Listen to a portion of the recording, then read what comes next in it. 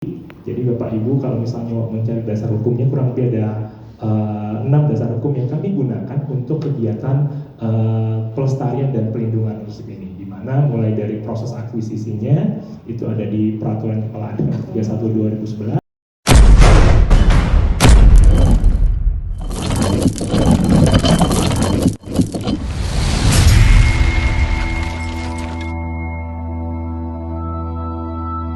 Jejak Naskah Kuno Jakarta. Jakarta, upaya pelestarian jejak literasi masa lampau kembali menjadi perhatian serius pemerintah Provinsi DKI Jakarta. Pada Rabu 26 November 2025, Dinas Perpustakaan dan Kearsipan Dispusip Provinsi DKI Jakarta menggelar kegiatan pendataan dan diskusi konsultatif naskah kuno bertajuk Kitab Al-Fatawi dan Pusparagam Naskah Warisan Skriptorium Pecenongan. Acara ini berlangsung di Perpustakaan Jakarta Cikini mulai pukul 8.30 waktu Indonesia Barat. Kegiatan ini menjadi langkah strategis dalam memetakan kembali keberadaan naskah-naskah kuno yang pernah berkembang di Jakarta, terutama naskah warisan Skriptorium Pecenongan, sebuah pusat intelektual yang pada masa Batavia tempo dulu dihuni para ulama, juru tulis, dan penerjemah yang berperan besar dalam perkembangan literasi Nusantara. Acara dibuka oleh Kepala Dinas Perpustakaan dan Kearsipan Provinsi DKI Jakarta, Dr. Nasruddin Djoko Surjono, yang menegaskan pentingnya pendataan naskah kuno sebagai bagian dari tanggung jawab kolektif. Pelestarian naskah kuno bukan hanya tugas pemerintah, tetapi tanggung jawab kita bersama sebagai pewaris budaya. Melalui pendataan yang akurat dan diskusi yang komprehensif, kita berharap pengetahuan tentang naskah-naskah berharga ini dapat terus hidup dan dimanfaatkan oleh generasi mendatang, ujarnya. Diskusi konsultatif ini menghadirkan 3 narasumber kompeten di bidang filologi dan sejarah naskah Nusantara, RB Abi Munawir Al-Madani Mertakusuma, Oci Hendra Satria, dan Fatur Rohman Karyadi. Mereka mengupas berbagai aspek naskah kuno Jakarta, mulai dari konteks sejarah, kondisi fisik, hingga urgensi digitalisasi. Pembahasan mengenai Kitab Al-Fatawi dan ragam naskah dari Skriptorium Pecenongan menjadi sorotan utama, mengingat wilayah tersebut pernah menjadi pusat kegiatan intelektual dan penyalinan naskah pada abad-abad silam. Kegiatan ini juga menjadi momentum penting untuk menyatukan data dari berbagai pihak, pemilik naskah, peneliti, hingga lembaga kebudayaan, guna memperkuat katalog naskah kuno Jakarta yang selama ini masih tersebar dan belum terdokumentasi secara menyeluruh. Dispusip DKI Jakarta berharap kegiatan pendataan dan diskusi seperti ini dapat berkelanjutan, sekaligus membuka ruang kolaborasi yang lebih luas dalam upaya menyelamatkan warisan intelektual Betawi dan Jakarta. Komunitas Jakarta sendiri.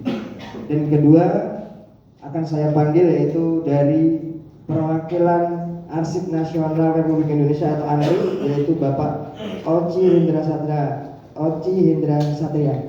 Bapak silakan.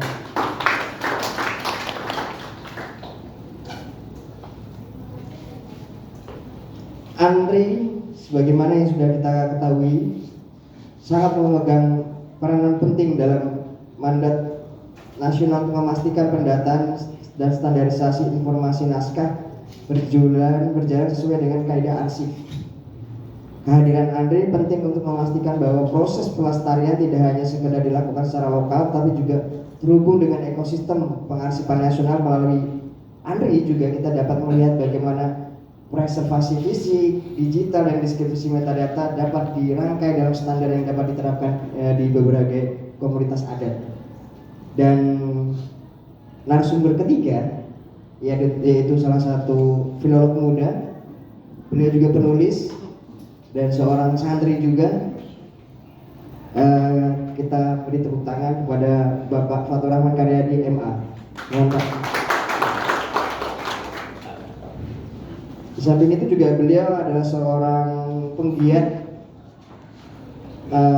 manuskrip Nusantara dan bergabung di berbagai komunitas, salah satunya di Manasa, kemudian juga membentuk satu yayasan warisan naskah Nusantara juga, serta penggiat program di Dreamsea. Betul nggak Pak? Pengalaman beliau bekerja dengan ratusan naskah Nusantara mulai dari tahap identifikasi, konservasi dasar, digitalisasi, hingga deskripsi filologis. memberikan gambaran bagaimana naskah Al-Fatawi dapat dipetakan dalam tradisi penulisan kuno Jakarta. Perspektif filologi membantu membuka makna teks, menelusuri lapisan-lapisan penyalinan, serta memahami konteks sosial dari setiap generasi penyalinan. Bapak Ibu sekalian, kepada narasumber ini SKPD, tulisan dokumentasi peraturan, regulasi, itulah arsip yang dimiliki pemerintah. Bahkan arsip yang dimiliki zaman Belanda pun ada, yang itu tersimpan di depo kami, di depo di Pulau Mas. Di situ ada Stadsdorp gitu ya, arsip-arsip zaman Belanda yang tersimpan mulai bahkan sampai kalau sekarang itu disebut Dukcapil lah gitu ya. Zaman Belanda juga ada Dukcapilnya gitu. Bahkan perba zaman Belanda sama dengan perba yang dilakukan sekarang ini. Itulah yang kita kumpulkan sampai tata ruang IMB dan sebagainya komplit. Kita harapkan komplit sampai sekarang. Nah, memang nggak semua komplit. Saya sampaikan memang nggak semua komplit karena pertama ada beberapa hal yang belum diserahkan ke kami dari SKPD. Ini yang internal mungkin teman-teman ini apa kaitannya arsip.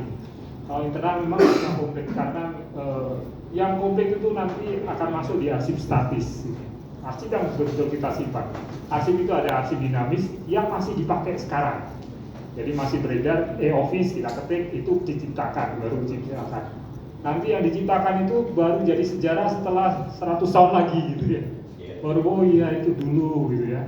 Dulu begitu. Belanda itu juga jadi sejarah gitu.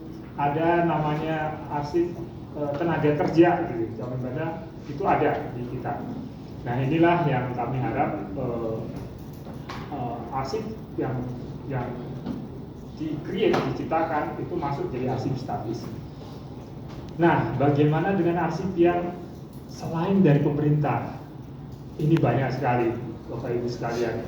Ada yang dari Ormas, ada yang dari Outpol, itu juga nggak semuanya. Ada juga bahkan dari LSM, bahkan ada juga dari paguyuban gitu ya.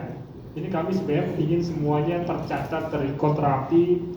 Untuk apa sebenarnya? Bukan untuk paguyuban itu, bukan untuk ormas itu, tapi untuk generasi selanjutnya. Jadi sebenarnya arsip itu bukan untuk ya ini untuk saya gitu, bukan. Tapi kalau ketika itu diserahkan, itu berarti disampaikan ke pemerintah untuk apa? Menjadi memori kolektif bangsa. Jadi memori akhirnya pengakuan legacy bahwa arsip itu kita akui sebagai memang itulah sejarah dari mungkin kalau institusi itu berarti ada sekarang ada yang dapat hibah itu untuk Betawi Pemus ya itu ya. Mestinya mereka buat arsipnya nanti beberapa tahun kemudian itu akan jadi sejarah. Demikian pula Ormas, Orpol, Ormas di sini ada Muhammadiyah, NU itu nanti banyak sejarah yang akhirnya itu jadi catatan bahwa itu bukan lagi jadi barang private, bukan jadi barang individu, tapi jadi barang publik yang masyarakat tahu bahwa itu sejarah kita. Nah, ini yang penting yang kami sampaikan, sebagaimana itu amanah Undang-Undang Nomor 43 tentang perpustakaan, juga PP 24 2014 bahwa dalam rangka penyimpanan, perawatan, pelestarian, pemanfaatan kekayaan naskah Nusantara sekaligus menyelamatkan naskah dari ancaman bahaya, perlu dilakukan pendaftaran naskah kuno Nusantara kepada Perpustakaan Nasional atau melalui Perpustakaan Provinsi. Ini semata-mata dilakukan untuk apa? Untuk penyelamatan khasanah hasil budaya bangsa. Jadi naskah itu akan menjadi naskah publik dan itu tentunya akan melalui proses. Jadi kami bukan hanya mencap itu, tapi nanti akan melalui dialog, diskusi, pengakuan dari forum. Nanti misalkan naskah Betawi berarti ada pengakuan dari lembaga-lembaga adat dan sebagainya gitu ya. Mungkin pembahasan dialog itu pasti akan dilakukan. Akhirnya baru kemudian kita akan dorong kalau itu sudah terlewati akan kita dorong untuk dapat nantinya misalkan pengakuan di APRI ataupun Perpusnas. Sebagai contoh untuk saat ini ada 2 yang sudah diakui yang di tahun 2025. Ya ini PDS HB Yasin, kemarin dapat dari Andri, kita dapat MKB, Memori Kolektif Bangsa, dan naskah Pecenongan itu dari Perpusnas. Dua ini yang dicapai di tahun 2025. Sekali lagi, dua ini dari masyarakat. PDS HB Yasin itu dulunya yayasan yang dikelola Pak HB Yasin, itu diserahkan ke Pemprov DKI, diakuisisi. Ada 150.000 dokumen, dan itu jadi dokumen sastra yang terlengkap terlengkap di Indonesia. Karena apa? Mulai dari sajaknya Hairil Anwar yang ditulis tangan ada di situ, ada di ruangan ini. Dan kemarin kita juga melakukan bedah juga terkait dengan karyanya Motinggo Bushe. Beliau merupakan sastrawan yang menulis ratusan buku, bahkan bukunya itu yang komplit ada di Amerika, bukan di Indonesia. Ini yang saya jadikan, ini kok bahannya gitu. Nah, kemarin keluarganya sudah hadir di sini dan kita berdiskusi, dan sekarang mungkin bisa Bapak Ibu bisa lihat di lantai 5 ya, anggaran untuk Motinggo Bushe. Dalam rangka apa? Karya-karya itu supaya bisa dikolek sebagai memori kolektif bangsa. Nah, itu yang kerja-kerja yang kita lakukan. Tentunya kerja-kerja ini nggak bisa sepihak dari kami. Tentunya kalau ada dari masyarakat yang memiliki dokumen-dokumen naskah kuno yang ingin diakui posisinya sebagai sejarah, gitu ya, sejarah. Karena untuk diakui sejarah itu nggak bisa langsung muncul seketika, tapi perlu dialog-dialog dan perlu argumen advokasi bahwa ini memang sejarah ini memiliki sejarah yang panjang. Sekali lagi kesempatan ini kami mengucapkan terima kasih pada filolog, peneliti naskah, akademisi, pemangku adat Pangeran Jakarta, serta hadirin sekalian yang berkenan hadir pada hari ini.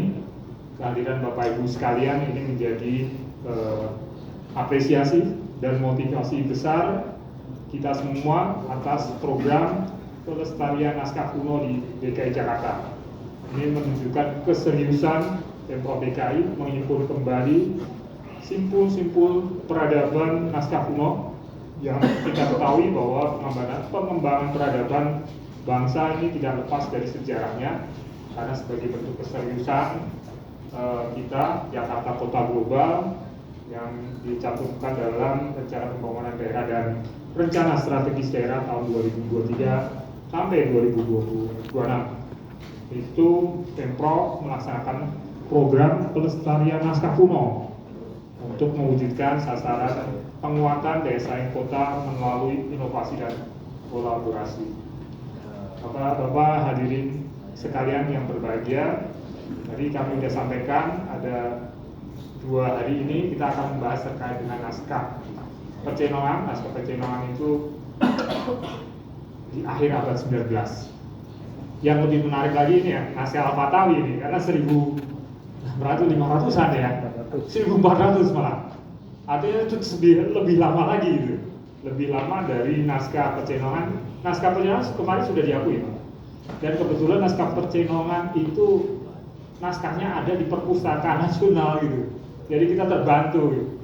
Dan konon kabarnya juga ada beberapa naskah di naskah Pecenongan itu sampai di Rusia gitu ya. Artinya tersebar sekali lagi naskah-naskah